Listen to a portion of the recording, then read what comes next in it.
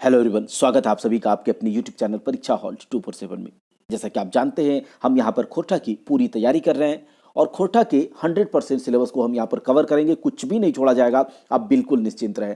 हम आंखिक गीत कविता संग्रह को कर रहे हैं। इसके 3 पार्ट में हमने 50 कविताओं को देखा है, बहुत शानदार तरीके से देखा है। आज इसका चौथा पार्ट है, जिसमें केवल हम 10 कविताओं को ही इसमें सम्मिलित किए हैं। 51 नंबर कविता से लेकर के 60 नंबर कविता तक। हो सकता है आज ही पार्ट 5 आ जाए और पूरा कविता इसमें कवर कर दें। अभी थोड़ा सा टाइम की कमी है, इसी कारण से मैं 10 कविताओं को ही ले रहा हूं। आप इसको देखिए, अच्छे से सुनिए, समझिए और इसके एमसीक्यू जब आएंगे तो उसे भी लगाइएगा। पूरा तैयारी होगा। दोस्तों, अगर आप चैनल पर नए हैं तो चैनल को सब्सक्राइब करके बेल आइकन को दबा दीजिएगा और ऑल नोटिफिकेशन दबा करके वीडियोज को ज़्यादा से ज़्यादा, हमारे चैनल के सारे वीडियोज को, कंटेंट को ज़्यादा से ज़्यादा लोगों में शेयर करें, दोस्तों में शेयर करें, अपने कॉन्टैक्ट्स में शेयर करें, फेसबुक, व्हाट्सएप, इंस्टाग्राम, सब जगह इसे शेयर करें, अपने स्टेटस में लगाएं। दोस्तों, हम बहुत साफ मनसा के साथ आपके साथ मेहनत कर रहे हैं। अगर आप हमें सपोर्ट करना चाहते हैं, अगर आप हमें अप्रिसिएट करना चाहते हैं तो आप यही कर सकते हैं। गुरु दक्षिणा के तौर पर आप केवल यह दे सकते हैं कि आप चैनल को सब्सक्राइब भी करें, लोगों को से करवाएं भी, चैनल के कंटेंट को ज़्यादा से ज़्यादा शेयर करें। हम यहाँ पर बहुत साफ मनसा के साथ पूरी तैयारी फ्री में जेटेट की, झारखंड एक्साइज कांस्टेबल की, जेएसएससी सीजीएल के मैथ्स वगैरह हर कुछ की तैयारी यहाँ पर करवाएंगे और एक अच्छे कंटेंट के साथ। ये नहीं कि क्योंकि मैंने पहले ही कहा, क्वालिटी के साथ नो कॉम्प्रोमाइज, कोई कॉम्प्रोमाइज ना किया जा रहा है ना किया जाएगा। तो चलिए आज आंखिक गीत पार्ट 4 को हम लोग देखते हैं। 10 कविताओं को इसमें देखेंगे, 51 नंबर कविता से 60 नंबर कविता तक।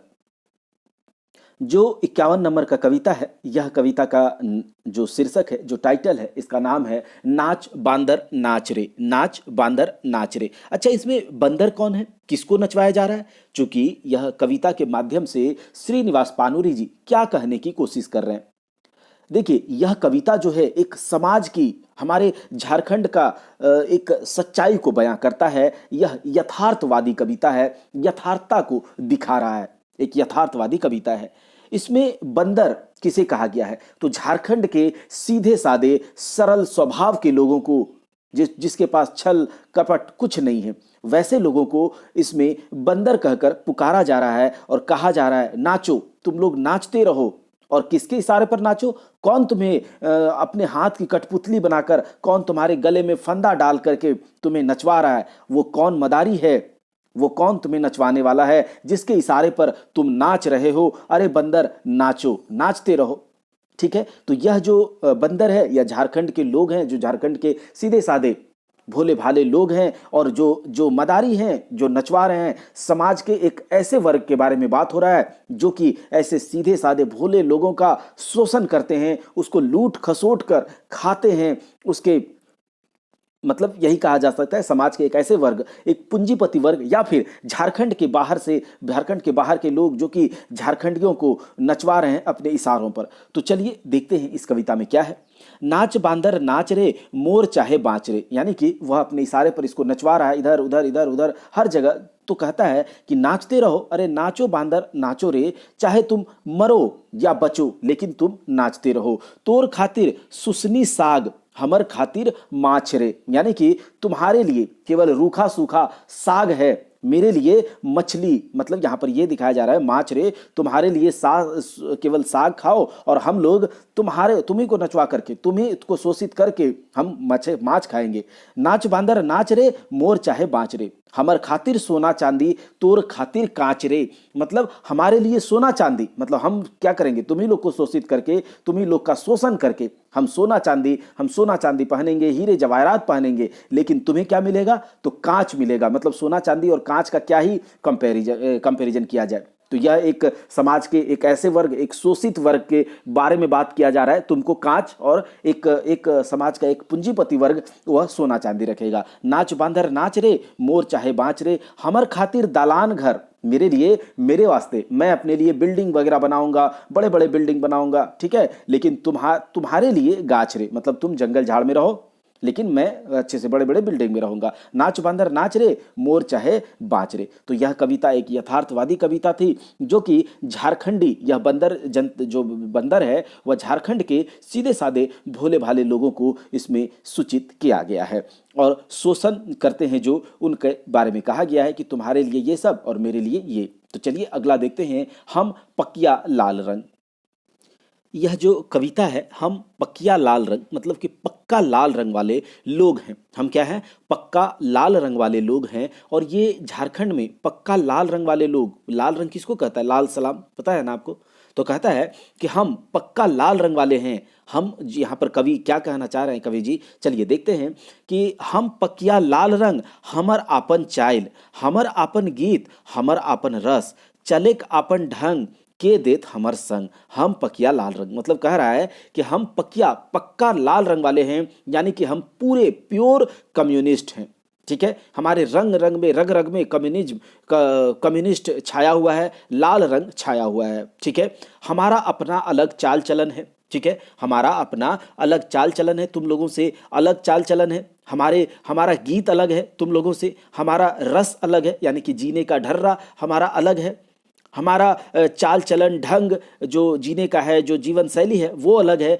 कौन हमारा साथ देगा? बताइए, कौन हमारा साथ देगा? हम पकिया लाल रंग, हमें नए बनब साहू। देखिए कह रहा है यहाँ पर कम्युनिस्ट लोग, जो पकिया लाल रंग है, कह रहा है हम साहू नहीं बनेंगे। साहू का मतलब क्या होता है? जो महाजन टाइप के लोग होते हैं समाज में, जो शोषित करते हैं किसको? गरीब लोगों को। कुछ कर्ज वगैरह के नाम पर लोन देते हैं, उसके बाद जब वो नहीं पूरा सकता है, सूदखोरी करते हैं, तो उसका सब कुछ लिखवा लेते हैं। तो कहता है हम साहू नहीं बनेंगे, हम तेली ही रहेंगे। क्या रहेंगे? हम तेली ही रहेंगे। देखिए एक ही समाज के दो लोग हैं, एक जो सूदखोरी करता है और उसी समाज में जो गरीब लोग हैं, तो वही तेली, मतलब हम तेली ही रहेंगे। हम ही बनब मिश्री जखन गुड़ेक भली भेली। कहता है हम ही मिश्री बनेंगे, जब गुड़ थे तो हम ही मिश्री बनेंगे, मतलब हम ही मीठा बनेंगे। और हम मतलब हम जो है लोगों का शोषण नहीं करेंगे।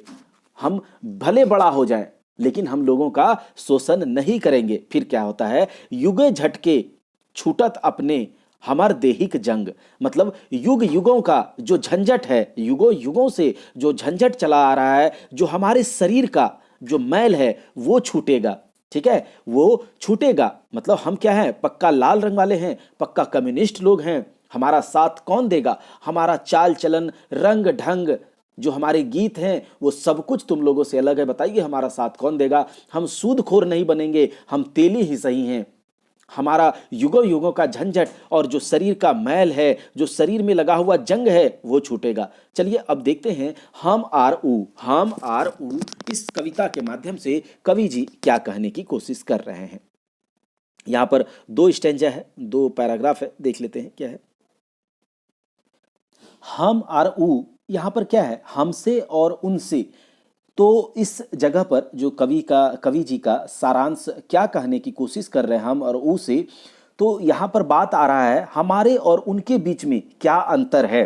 हमारे और उनके बीच में क्या अंतर है, यह जो कवि जी हैं इसमें एक सच्चाई की झलक दिख रही है कि जो हम लोग हैं और जो बाहर के लोग हैं, हम मतलब जो हमारे, यानी कि झारखंड समाज के सीधे साधे भोले भाले लोग, और वो मतलब बाहर के शोषण करने वाले एक वर्ग, जो शोषण करते हैं, लोगों का शोषण करते हैं और लोगों को लूटते हैं, खसोटते हैं, उनके जिंदगी के साथ खेलते हैं। तो वैसे लोगों के बारे में हो रहा है वो, और हम मतलब कि सीधे साधे लोग, इन दोनों के बीच का अंतर इसमें बताया जा रहा है। इसमें है जैसे कि एक है शोषक, तो दूसरा जिसको शोषित, मतलब जिसका शोषण हो रहा है। एक है स्वाभिमानी, मतलब अपने दम पर खाने वाला, अपने दम पर कमाने वाला। तो दूसरा है दूसरों का शोषण करके उसके ऊपर दूसरों को धन हड़पने वाले, उस तरह का है। तो चलिए देखते हैं हम और ऊ, मतलब हम मतलब हम हमारे झारखंडी लोग, और ऊ मतलब बाहर के लोग, वैसे लोग, हर बाहर के लोग नहीं, वैसे लोग जो शोषण करते हैं, जो शोषक हैं समाज के। हम और ऊ, हम खोजी हृदय आसन। कहता है हम और ऊ, हम खोजते हैं हृदय में जगह, हम दिल में जगह खोजते हैं। और वो क्या खोजता है? तो वह जो है वो खोजता है दिल पर राज करना। मतलब हम खोजते हैं हृदय पर जगह हम खोजते हैं, हृदय में जगह मिले, दिलों में जगह मिले, लेकिन वह क्या खोजता है? राज, राज करना, ठीक है। ओकर आंखें ऊंच नीच और हमर आंखी लाज, कहता है कि उसके आंखों में ऊंच नीच का भाव है, छोटा बड़ा का भाव है, लेकिन हमारे आंख में लाज है, हमारे आंख में इज्जत है, हमारे आंख में हया है। हम ऊंच नीच छोटा बड़ा नहीं देखते हैं, हम इंसान को इंसान समझते हैं, हमारे आंख में लाज है। हम खोजी आपन गोड़े उड़ाए धरती के लोग, मतलब हम जो है अपने पैरों से, अपने मेहनत से इस धरती को उड़ाए धरती के लोग, मतलब इस धरती का उद्धार करना, इस धरती पर मेहनत करके इसको फसल, इसको लहलहाना, इस मतलब इसका उद्धार करना चाहते हैं हम अपने मेहनत के बलबूते पर। और वह क्या सोचता है? ऊ खोजे लटकल रहुक लोके देहिक जोंक, कहता है हम अपने पैर पर, हम अपने मेहनत से सब कुछ करने का कोशिश करते हैं, लेकिन वह क्या खोज रहा है? तो जैसे कि जोंक किसी के शरीर में लटक करके उसके खून को चूसता है, तो वह ठीक उसी प्रकार से चाहता है कि इस धरती लोक पर जो लोग मेहनत कर रहे हैं उसको शोषण करके, उसका शोषण करके वो अपने शोषक बन करके चूसते रहें खूनों को, गरीबों के खून को चूस चूस कर हम यहाँ पर इस धरती लोक पर लटके रहें। हम खोजी फूले की माला, लटके का मतलब दूसरों के ऊपर, दूसरों के ताकत पर, दूसरे के अपना कुछ मेहनत नहीं करना है, हम केवल क्या करेंगे? सही से रहेंगे। अच्छा, हम खोजी फूले की माला ऊ खोजे ताज, मतलब हम सोचते हैं कि हमें फूल का माला मिल जाए। फूल का माला का मतलब क्या? बस मेहनत से जो भी मिल जाए खुशी खुशी हम लोग उसे ग्रहण कर लेते हैं, लेकिन उसे क्या चाहिए? ताज चाहिए, मतलब फूल का माला नहीं, उसको ताज चाहिए, उसको राज करना है, उसको शोषण करना है, उसको शोषक बनना है। वह स्वाभिमानी नहीं है। हम खोजी अपने बुझुक ऊ खोज कहे हमर सुनुक, हम जो है खोजते हैं कि सब कोई हमें अपना समझे, अपना बोले, लेकिन वह क्या कहता है कि मेरा सुनो। ऊ कहे हमर सुनुक बातें उठुक बातें बैसुक, वह कहता है कि हमारा सुनो, हमारे कहने पर चलो, हम जो कहें हम कहें, दिन को दिन कहो, रात को दिन को रात कहें, वह कहो जो कहे हम कहो, आम को इमली कहें, हम कहें तो बैठो, हम कहें तो उठो, मतलब वो ये कह रहा है। हम खोजी पुरुषिक तेज वो खोजे लंबा सलाम, हम जो है पुरुष में पुरुषार्थ खोजना चाहते हैं, पुरुषार्थ देखते हैं, उसके मेहनत को ढूंढते हैं, मेहनत से अपना काम करना चाहते हैं, और वह लंबा सलाम वह बैठ के सेठगिरी खोरना चाहता है। हम खोजी मानुषिक मने उठे नदी का बेग, हम जो है मनुष्य खोजते हैं, हम चाहते हैं कि मनुष्य के मन में, एक एक मनुष्य के मन में नदी के वेग, नदी के धारा के जैसा एक वेग उठे, एक उद्गार हो उसमें। लेकिन वह बलिराज के, लेकिन वह क्या सोचता है? बलिराज एक जमी नापे बौनाक 3 डेग ऊ खोजे भीकुक बेस, कहता है कि हम जो है पुरुषार्थ के से मनुष्य के मन में, एक एक मनुष्य के मन में ऐसा नदी की तेज धारा की जैसा उद्गार उठे, मेहनत करने को लेकर के, अपने मेहनत के बलबूते वह अपना मुकाम बनाए, सब कुछ अपने से हासिल करे, लेकिन वह जो है बौनाक 3 डेगे, मतलब जो बलिराज से, बलि के बारे में आप जानते होंगे, राजा बलि, तो राजा बलि के पास वामन अवतार में, बौना के अवतार में भीख मांगने के लिए वामन अवतार में जब जाते हैं और 3 डेग में पूरा लोक को वह क्या करते हैं? नाप लेते हैं। तो वही कहता है, वह जो है बिना कुछ मेहनत किए पूरा जमीन, पूरा हथिया लेना चाहता है, हड़प लेना चाहता है, पूरा जमीन नाप लेना चाहता है। ऊ खोजी बीरेक समाज, हम खोजी बीरेक समाज, ठीक है। हम खोजते हैं कि समाज जो हो बीरेक साज, मतलब हम खोजते हैं कि यहाँ पर वीर हो, धीर हो, मेहनती हो, लेकिन आपन धने धनी हम, मतलब अपना किया हुआ, अपने से जो संजोया हुआ या अपने मेहनत के बल पर जो हम अपना धन कमा सकते हैं, हम उसी धन में धनी हैं। लेकिन वह जो है परेक धने ऊ, मतलब हम खोजते हैं अपने धन से धनी हो, अपने मेहनत से धनी हो, सब कुछ, लेकिन वह क्या सोचता है कि दूसरों के धन पर धनी बनना। रसेक भूखा भौरा हम फूलेक पोकाऊ, कहता है कि रस का भूखा है, हम भौरा हैं, हम मेहनत कर करके जो फूल से रस निकलता है उसके भूखे हैं हम, मतलब हम बिना मेहनत के कुछ नहीं कर सकते। लेकिन वह क्या है? फूल में लगा हुआ जो पोका होता है वह है, मतलब फूल को खाने वाला, चूस खाद्य करने वाला। हम खोजी जियत मानुष ऊ खोजे लाश, हम जो है क्या करते हैं? हम जिंदगी को खोजते हैं, हम जीवन ढूंढते हैं, हम जिंदगी खोजते हैं, लेकिन उसे क्या चाहिए? वह लाश खोजता है, वह मरा हुआ लोगों को खोजता है जो कुछ बोल नहीं सके, जो कुछ नहीं कर सके, जैसा बोले बस जिंदा तो है लेकिन उसके शरीर में आत्मा नहीं है। तो यही बात हो गया कि यहाँ पर दो मानसिकता का बात हो रहा है जो कि पूरे विश्व में इस प्रकार का मानसिकता है। एक स्वाभिमानी है तो दूसरा दूसरे के पर जीने वाला परावलंबी है। एक शोषक है तो दूसरा शोषित है। तो इसमें यही कहा गया था। अब हम लोग देखते हैं हमरा के भूलले है कान्हा। चलिए देखते हैं इसमें क्या है।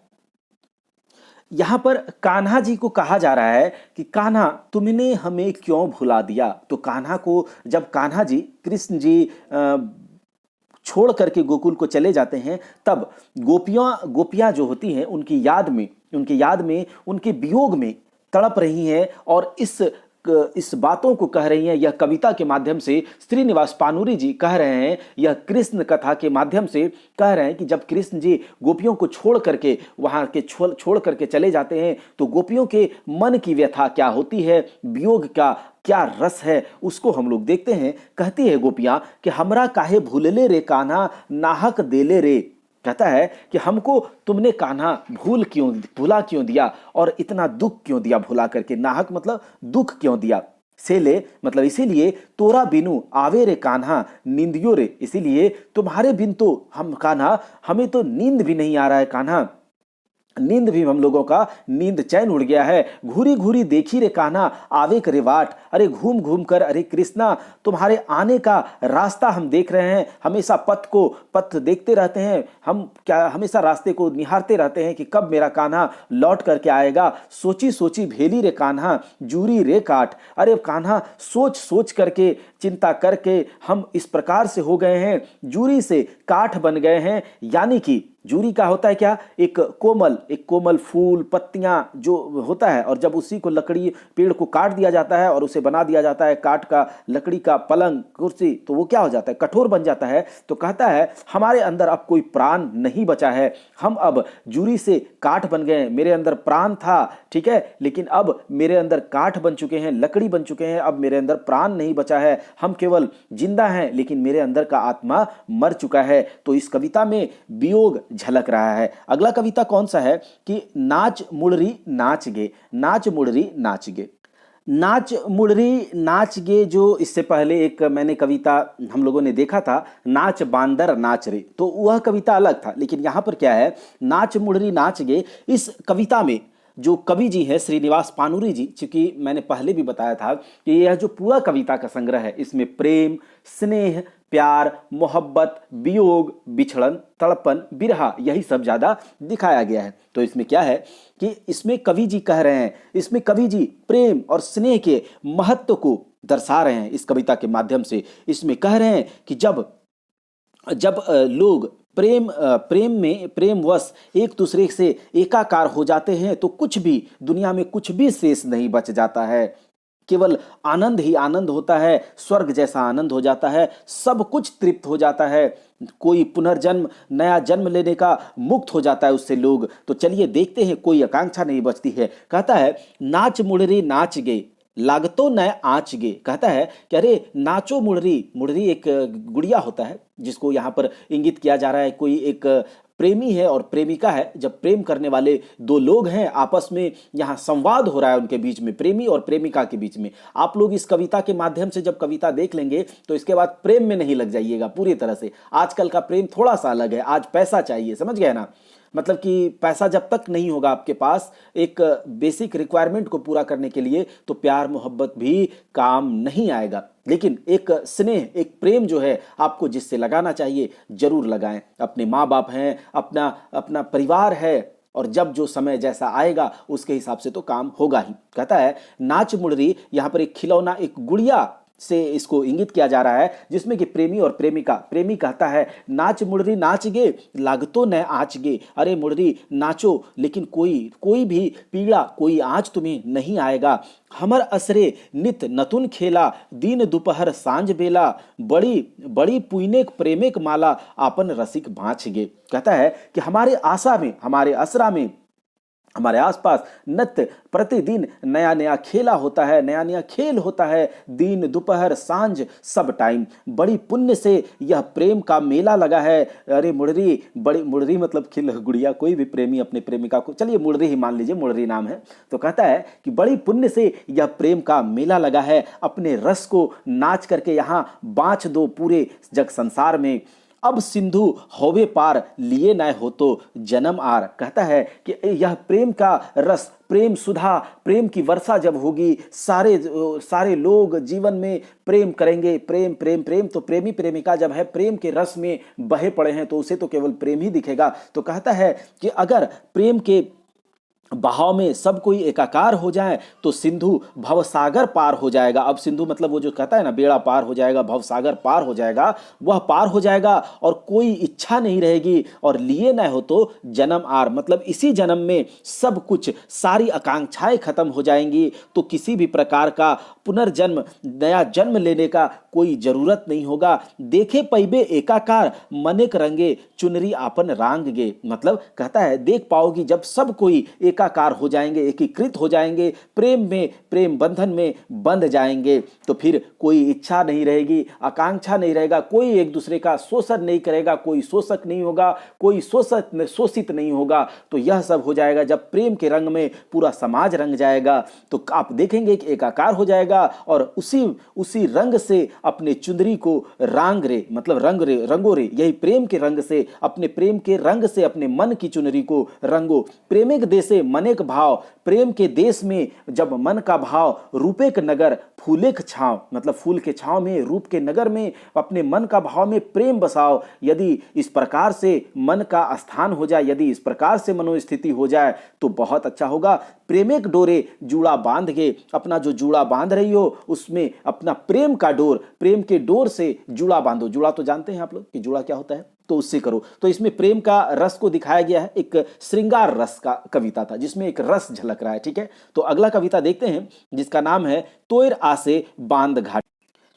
यह जो कविता है, तोर आसे यानी कि तुम्हारे आस में, बांध घाट नदी नाला की ओर हम हमेशा देख रहे हैं। तो यही है, यहाँ पर भी जो कवि जी हैं श्रीनिवास पानूरी जी ने वियोग रस को, वियोग श्रृंगार रस को दिखाया है। वियोग मतलब कि बिछड़ना, तड़प, एक तड़प को दिखाया है किसी की याद में वह दिन रात जो यह वातावरण है, यह मौसम, सब कुछ क्या हो रहा है, बीत रहा है, युगों युगों से सब कुछ बीते जा रहा है। लेकिन जो प्रेमी या प्रेमिका, या फिर यह कह सकते हैं कि जो किसी का प्रेमी है, प्रेमिका का आशा देख रही है, प्रतीक्षा कर रहा है, लेकिन उसके वियोग में, उसके बिरहा में, उसके तड़प में सब कुछ जलकर राख हो गया। लेकिन आज भी जो प्रेमी है वह अपने प्रेमिका का प्रतीक्षा ही कर रहा है, उसी के आस में बैठा हुआ है। तो चलिए देखते हैं। तोर आसे बांध घाटे आइजो सखी डहर देखी। कहता है कि तुम्हारे प्रतीक्षा में हम आज बांध घाट जो भी है, मतलब इस संसार को दिखाया जा रहा है कि आज भी सखी, मतलब युगों युगों से, बहुत दिनों से ऐसा हो रहा है कि तुम्हारे आस में रास्ते को देखते देखते मेरा आंख थक चुका है। लेकिन बीतल कते बूंद बरसा, कते जाड़ा शिशिर बसंत। कहता है पता नहीं, ना जाने कितने वर्षा ऋतु गया, कितने बूंद वर्षा, कितना जाड़ा, कितना शिशिर ऋतु, बसंत ऋतु, कितना आंधी, कितना तूफान, कितना गर्मी, कितना हेमंत, मतलब कौन कौन सा पूरा साल बीत गया, पूरा साल, 2 साल, 3 साल, पूरा मतलब बहुत समय से जो मौसम है सब चेंज हो रहा है। लेकिन देखो कते धारा गेल बोही, मतलब कितना धारा जो है, कितना नदी नाला सब बह गया, किंतु तुम्हारा आंख तोर बांटे, नहीं सॉरी, कते धारा गेल बोही किंतु आंख तोर बांटे। कहता है कि देखो कितना धारा बह गया, लेकिन आज भी जो है आंख, मेरा आंख है तुम्हारे ही रास्ते में बिछा हुआ है, तुम्हारा ही इंतजार कर रहा है। तो सखी को कह रहा है, यहाँ प्रेमिका को कह रहा है कि तुम्हारे आस में, यहाँ एक वियोग का झलक, एक बिरहा का, बिरहा मतलब एक तड़प होता है, एक बिछड़ना, वो ले सुगंध पवन आवे। कहता है कि जो पवन है वह सुगंध लेकर के आती है, जाय छोड़ हमर ठावे, फिर हमारे जगह से वह छोड़ कर भी चली जाती है, जरल मोरल उसठ गावे। कहता है कि हमें क्या करती है, जब यहाँ से पवन हमारे सुगंध को लेकर के आती है, वहाँ से जब चला भी जाता है और क्या होता है, जरा जर मतलब जरल मोरल उसट, मतलब उसट हमें निराशा ही करता है। निराश, उसट का मतलब क्या होता है, निराश ही करता है। लेकिन कोई मतलब आता है जाता है, लेकिन तुम नहीं आती हो तो हम निराश ही हो जाते। उसट का मतलब निराश। झूठे तो स्मृतिक फूल, कहता है कि झूठे तुम्हारे स्मृति का जो फूल है, जो तुम्हारे यादों का फूल है, वह बिरहा की आग में जल करके काट हो गया है, वह तड़प की आग में जल करके काट हो गया है। आज भी तुम्हारे आशा में हम रास्ते पर अपना आंख बिछाए पड़े हैं। तोर आसे बांध घाटे, मतलब चारों ओर बांध घाट नदी नाला हम देखे जा रहे हैं, युगों युगों से देख रहे हैं, लेकिन तुम आज तक नहीं आई और तुम्हारे प्रतीक्षा में हम लगे हुए हैं। सखी कब आओगी सखी, बताओ ना सखी। तो यह ऐसा है, ठीक है। ईटा एगो तपैसा, यह कैसा है, यह एक तपस्या के बराबर है। कौन सा तपस्या के बराबर है, क्या तपस्या के बराबर है? तो कहता है कि अगर आप अपने जीवन में कोई भी मुकाम हासिल करना चाहते हैं या फिर उसमें पारंगत होना चाहते हैं, जैसे कि आप अभी अपना एक अधिकारी बनना चाहते हैं जेएसएससी सीजीएल को क्रैक करके, या फिर झारखंड में जितने भी प्रतियोगी परीक्षाएं हैं उसको कंप्लीट क्रैक करके आप अधिकारी बनने का सपना देख रहे हैं, तो उसे आपको अगर पूरा करना है तो आपको तपस्या, आपको लगन से काम करना होगा। यह एक तपस्या के बराबर है। वही कहता है ईटा एगो तपस्या, ईटा एगो योग करल, कहता है यह एक तपस्या है, यह एक योग है। चाहे आप किसी भी काम को कर रहे हो, कोई भी दुनिया का कोई भी काम कर रहे हो, आपको अगर उसमें पारंगत होना है, उसमें आपको सक्सेस पाना है, सफल होना है, तो आपको क्या करना होगा, तपस्या, योग करना होगा। तपस्या के यह एक तपस्या है, योग है, मतलब एक मन से जुड़ाव होना चाहिए। किसी भी काम को करने के लिए आपको उससे एक जुड़ाव होना चाहिए, उसमें एक इंटरेस्ट, रुचि आना चाहिए, ऐसा है।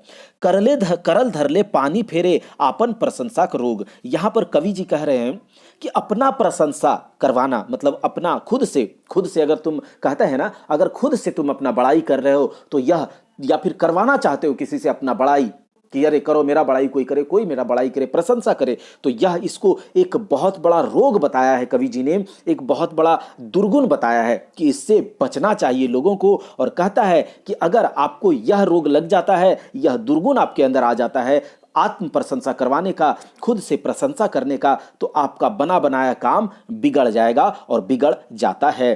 कर्म एक तपस्या है और यह आपको करना चाहिए। आज मानिक सिंहासने बैठो खातिर लोग कर रहल है एड़ी चोटिक पसीना एक। कहता है आज प्रशंसा के सिंहासन पर, आज कोई मेरा प्रशंसा कर दे, कोई मेरा ये कर दे, कोई मेरा वो कर दे, कहता है वो उसके सिंहासन पर बैठने के लिए लोग जो है एड़ी चोटी एक कर रहे हैं। एड़ी चोटी मतलब कि पूरा मेहनत कर रहे हैं, पसीना निकाल रहे हैं। निकल रहल है मायक पूजे आज दलेक दल। कहता है कि आज लोग जो है, मतलब कर्म तो हम बताएं कि अगर आपको कुछ करना है तो आपको तपस्या करना होगा। अपने काम में, अपने काम के अंदर क्या ढूंढना होगा एक योग ढूंढना होगा, उससे एक जुड़ाव ढूंढना होगा, अपने काम को तपस्या के तौर पर देखना होगा, कोई बहाना नहीं चलेगा। मतलब यह है। लेकिन कह रहा है क्या, यहाँ पर कवि जी कह रहे हैं कि लेकिन आज जो लोग हैं, आज के लोग जो हैं वह युक्ति से, उपाय से, 2 नंबर के काम से, किसी तरह के सेटिंग से, समझ रहे हैं, या फिर माय के पूजे, मतलब भगवान का पूजा करके, ईश्वर का पूजा करके, ईश्वर का कृपा करके, हे भगवान इस बार मुझे पास करवा दीजिएगा, हे भगवान आज इतना 2 किलो लड्डू चढ़ाऊंगा, इस बार मुझे पास करवा दीजिएगा। अरे यहाँ पर कह रहा है कवि जी कि तपस्या करो, अपने कर्म में लीन हो जाओ, रत हो जाओ, तभी जाकर मिलेगा। इस तरह से भीख मांगने से तुम्हें भगवान भी तुम्हारा साथ नहीं देंगे। लेकिन ऐसा हो रहा है कि आज लोग जो है निकल रहे हैं माइक पूजे आज दलेक दल, मतलब आज का लोग जो है भगवान के पूजा करके, ईश्वर की तपस्या, ईश्वर की कृपा से सोच रहे हैं कि मुझे सफलता हासिल हो जाएगी। लोरे भिजल मालाक बदल लेके युक्तिक बल। कहता है कि लोग जो है युक्ति से, उपाय से, कूटनीति से सफलता हासिल करने का कोशिश कर रहे हैं, मतलब युक्ति के बल से। मतलब कैसे, आज कहते हैं कि जेपीएससी में जो है 50% सेटिंग हो गया, युक्ति लगा लिया, लोग पैसे से सफलता हासिल करना चाह रहे हैं। तो इस तरह से नहीं होना चाहिए। लोगों को अपने काम को तपस्या के तौर पर देखना चाहिए। आज युगिक आंधी युग यात्री, कहता है आज का समय जो है, समय का जो आंधी है, यह समय का आंधी में जो समय का यात्री है, सभी अपने अपने साधना में लीन हैं। अपने अपने साधना के मतलब इस तरह का जो भी, जिस तरह से हमें सफलता मिल जाए, जिस तरह से किसी भी तरह से बाय हुक एंड क्रूक, चाहे तपस्या के जैसा काम किए हो या नहीं, चाहे आप डिजर्विंग हो या नहीं, किसी भी तरह से आपको एक सीट चाहिए, गलत तरीके से, तो उस तरह से करने से कोई फायदा नहीं है। आपके मन का वो जो पीड़ा है वो कभी खत्म नहीं होगा, आप कभी शांत नहीं होंगे, आपको कभी मन से शांति नहीं मिलेगी। तो कहता है वही कि साधना का देश में मतलब जो साधना में रत है, लेकिन आज भी लोग जो है वह क्या है, भोग करने में लगे हुए हैं। भोग का मतलब होता है कि ना तपस्या करना, ना मेहनत करना, लेकिन किसी तरह से हमें यह सुख की प्राप्ति हो जाए, भौतिक गुण सुखों की प्राप्ति हो जाए। तो यही कहानी कविता था, देख लीजिए इस कविता में। अब यहाँ पर है धीरे धीरे बोल सखी।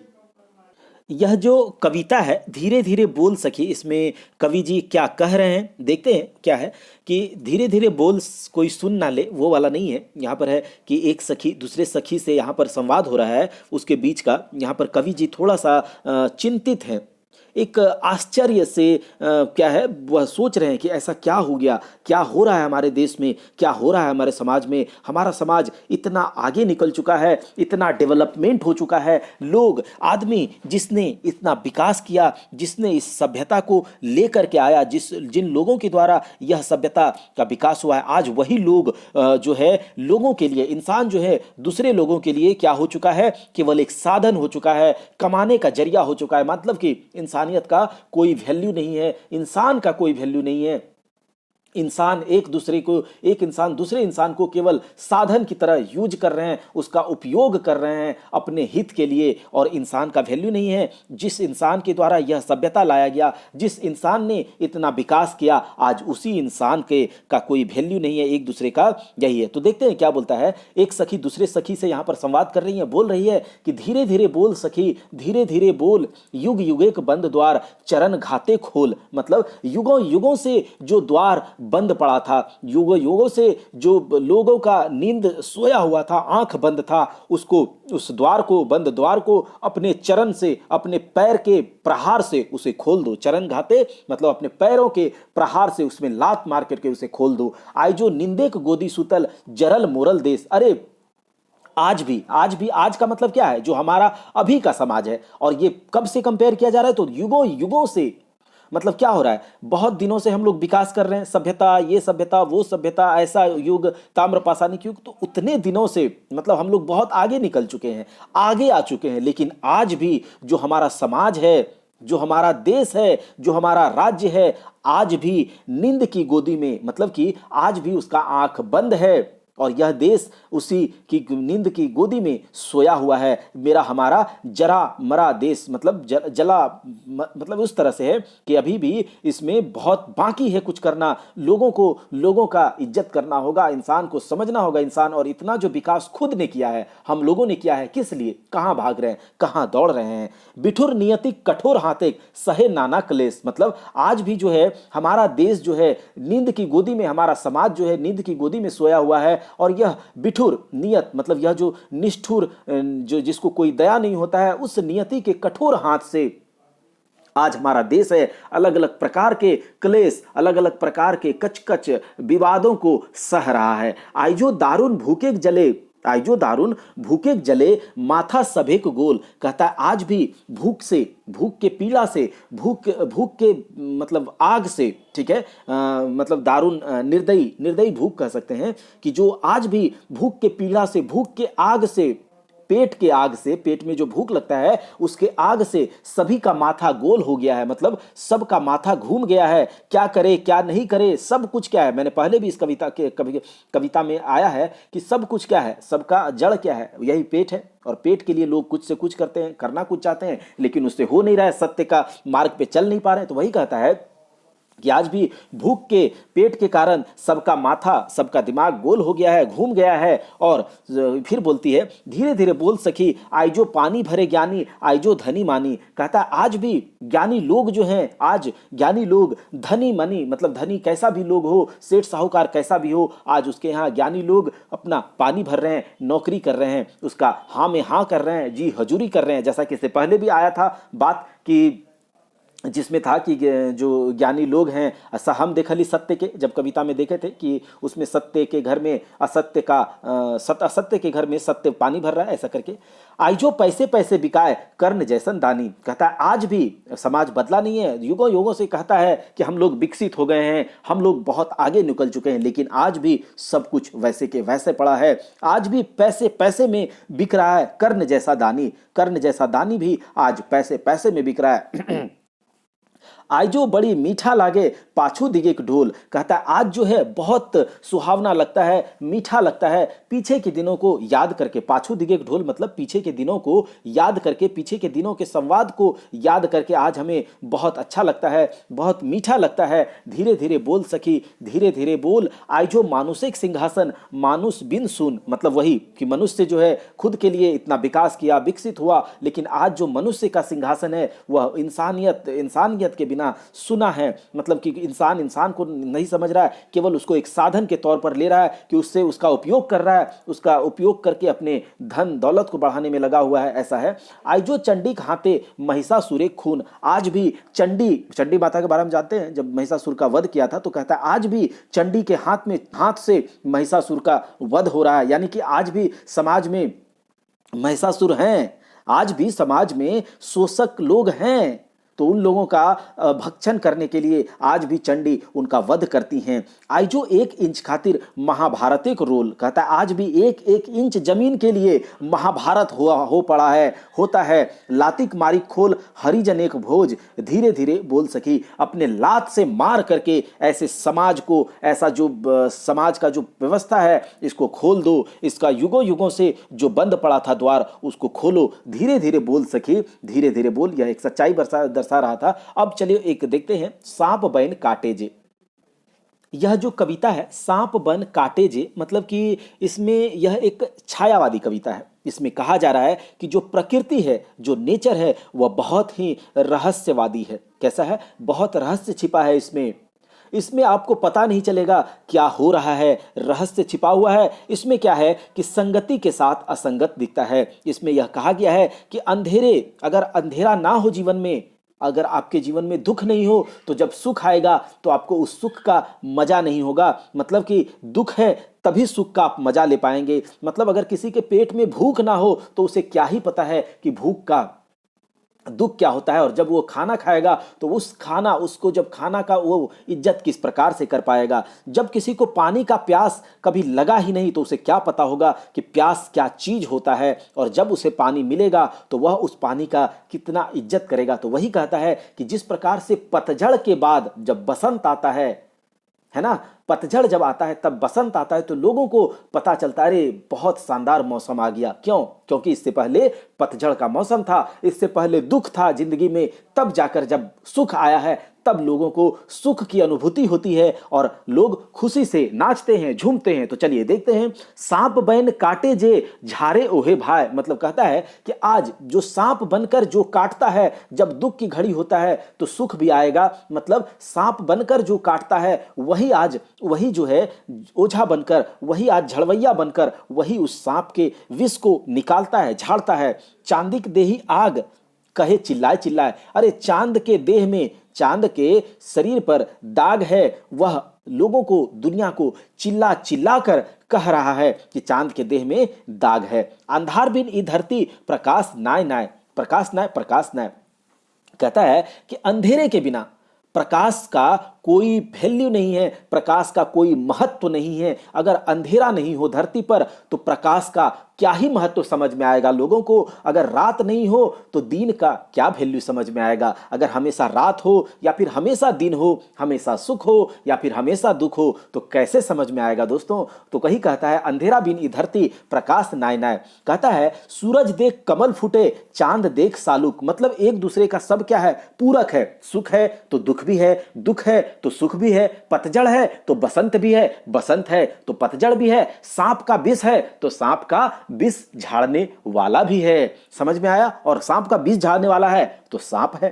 तो ये एक दूसरे का पूरक है। देखिए, सूरज देख कमल फूटे, मतलब सूरज को देख करके जब सूर्योदय होता है तो उस समय तालाब में जितने कमल होते हैं, सूरज की रोशनी में, सूरज का जो सूर्योदय जब होता है उसके लाल, उसके मधुर मीठे रोशनी में कमल जो होता है वो फूटती हैं। और चांद की रोशनी को देख करके सालुक, एक सालुक फूल होता है, कुमुदनी टाइप का एक फूल होता है, ट्यूलिप टाइप का, वो चांद को देख करके वो फूलता है। यानी कि चांद नहीं तो सालुक नहीं, सूरज नहीं तो कमल नहीं, कमल नहीं तो यहां पर ये है फागुन मासे परास भाय बनेक भीतर भालुक। कहता है कि फागुन का जो मिठास भरा महीना है, जिसके बारे में हमने पहले बात किया है, फागुन का जो मिठास भरा महीना है, उस महीने में परास का फूल उगता है। अगर फागुन ना हो, वो मास ना हो, वो महीना ना हो, तो कैसे परास का फूल खिलेगा भाई। और अगर परास का फूल जब खिलता है तो वन के भीतर में, जंगल के भीतर भालू नाच उठता है। तो सब कुछ प्रकृति में जो है एक दूसरे का पूरक है।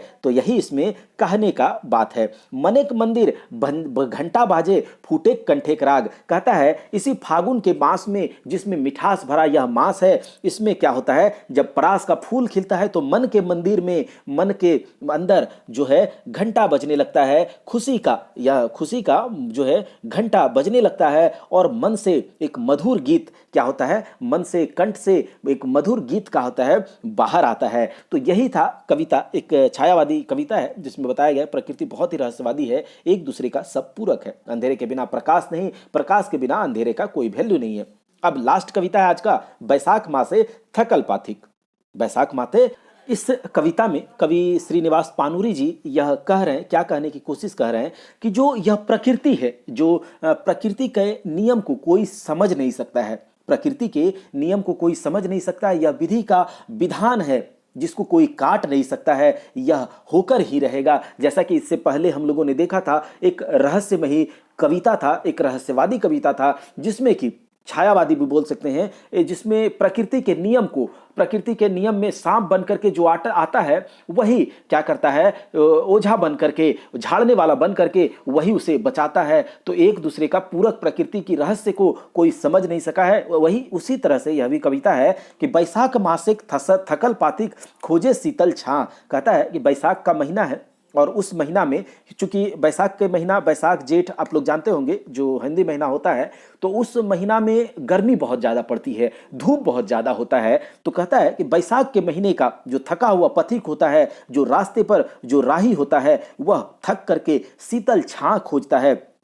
चूंकि वह महीना बसंत ऋतु का भी महीना होता है, एक जिसको कि बसंत ऋतु के महीना को ऋतुराज कहा जाता है, मधुमास कहा जाता है। तो उसी महीना में कुसुम सेजे नूतन जवानी सुंदरिक शीतल भाव, मतलब नया नया जवानी जो है उस महीना में, मधुमास में जो है एक अपने सेज सजाती हैं और सोचता है, उसके मन में प्रेम का लहर उठता है, जो कि सुंदरिक शीतल बाह में, मतलब क्या है, वह किसी से मिलने के लिए, मतलब मिलन के लिए, प्रेमी और प्रेमी अपने मिलने के लिए इस महीने में उसका क्या होता है, आशा बढ़ जाता है। ठीक है, इस महीने की बात हो रही है। कुसुम सेजे नूतन जवानी, मतलब जवानी का जो लहर है, जो हिलोर है, वह मार उठता है। सुंदरी शीतल बाह, एक दूसरे से मिलन के लिए सुंदरी का शीतल बाह में। समय भेले नागिन पासे और हाजिर होवे नाग। कहता है कि पता नहीं समय का काल जो है, यह काल चक्र है, यह कब जो है, यह नागिन पासे, मतलब समय कब किस करवट बदल ले।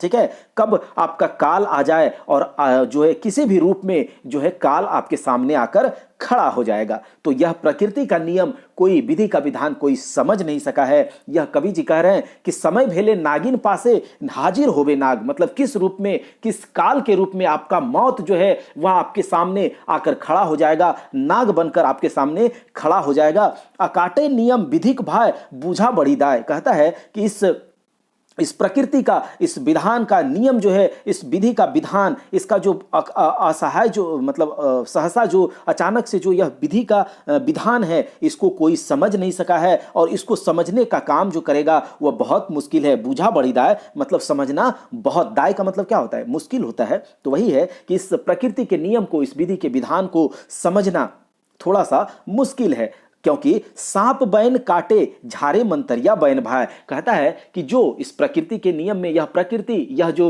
एक ऐसा ताकत है, भगवान का ताकत शायद बोल रहा है यहाँ पर, कि जो सांप बन करके, जो काल बन करके जो काटता है, वही फिर मंतरिया बन के वही झाड़ने वाला बन करके आकर हमें बचाते भी हैं। झारे मंतरिया बन बाय, कहूँ दिन कहूँ रात, कहूँ रौद कहूँ छाए, मतलब कहीं दिन है तो कहीं रात है। जैसे कि अभी यहाँ पर दिन है तो अभी अमेरिका वगैरह में रात है, तो कहीं धूप है तो कहीं छां है। तो इस तरह से प्रकृति के नियम को कोई समझ नहीं सका है। जो सांप बन करके आता है काटता है, वही हमें मंतरिया बन करके, झाड़ने फूकने वाला बन करके हमें बचाता भी है। तो इस प्रकृति के नियम को, इस विधि के विधान को समझना थोड़ा सा मुश्किल है। तो यहाँ पर कवि जी जो प्रकृति है, जो भगवान है, उसके शक्ति पर विश्वास करके इस कविता को लिखे हैं कि यह जो प्रकृति है उसके नियम को समझना थोड़ा सा मुश्किल है। और यह सब कुछ हमने देखा। दोस्तों, आज महाशिवरात्रि है और महाशिवरात्रि के अवसर पर मैं आप लोगों को महाशिवरात्रि की बहुत बहुत शुभकामनाएं देता हूं। तो भोलेनाथ की कृपा से आपका इस बार अधिकारी बनना तय हो गया है आप लोग बस। लेकिन हाँ, मैंने पहले भी इस कविता में भी कहा गया है कि भगवान के भरोसे, मतलब हे भगवान ऐसा करवा दीजिए, हे भगवान वैसा करवा दीजिए, वैसा नहीं होगा। आपको अपने पुरुषार्थ से मेहनत करना होगा, तपस्या करना होगा, तब कहीं जाकर आप एक डिजर्विंग कैंडिडेट बनेंगे। और उसके बाद आपका जो हक है, आपका जो है वो आपको मिलेगा, उसको आपको छीनना होगा। आपका है अधिकारी बनना, तो आपको उसे छीनना होगा। दोस्तों, अगर आपको कविता अच्छी लगी है और यह जो हमारे चैनल पर जो कंटेंट आ रहे हैं वो सारे के सारे कंटेंट में क्वालिटी में कोई कॉम्प्रोमाइज हम नहीं करेंगे। आज हमारा चैनल जो है, आज आपका परिवार जो है, यह छोटा भले है, लेकिन जो हमारा कंटेंट है वो पेड से कहीं कमतर नहीं मिलेगा। दोस्तों, तो हमारे कंटेंट को, हमारे वीडियोज को सपोर्ट करें, हमें मेहनत करने के लिए मोटिवेट करें। महाकाल की कृपा से जो है हम आपके साथ मेहनत करते रहेंगे। दिन दुना रात चौगुना मेहनत करने के लिए आप हमें सपोर्ट करें। सब्सक्राइब करके बेल आइकन को दबाएं और दोस्तों के बीच अपने हमारे इस चैनल के कंटेंट को आप अपने परिवार को बढ़ाएं, फले फुलाएं। चलिए, महाशिवरात्रि की ढेर सारी शुभकामनाएं। हम आज ही हो सके तो हम थोड़ा पूजा पाठ वगैरह करके आपसे मिलते हैं। सेकेंड पार्ट आज ही हो सके तो लाएंगे, नहीं तो कल तो इसे खत्म करके एमसीक्यू वगैरह भी लगाएंगे। और झारखंड जीके का जो प्लेलिस्ट है उसको देखना बिल्कुल ना भूलें। 40, अगर आप जेएसएससी सीजीएल का तैयारी कर रहे हैं तो 40 में से 40 वहीं से आएगा दोस्तों, क्योंकि हम क्वालिटी के साथ नो कॉम्प्रोमाइज करते हैं और कोई कॉम्प्रोमाइज आगे करेंगे भी नहीं। जेटेट हो या फिर कोई भी एग्जामिनेशन हो, झारखंड का या फिर ऑल ओवर इंडिया का, उसके एग्जाम का तैयारी धीरे धीरे हम अपने चैनल पर करवाने का शुरुआत करेंगे। तो चलिए, जय हिंद, जय भारत। मिलते हैं किसी अगले नेक्स्ट वीडियो में।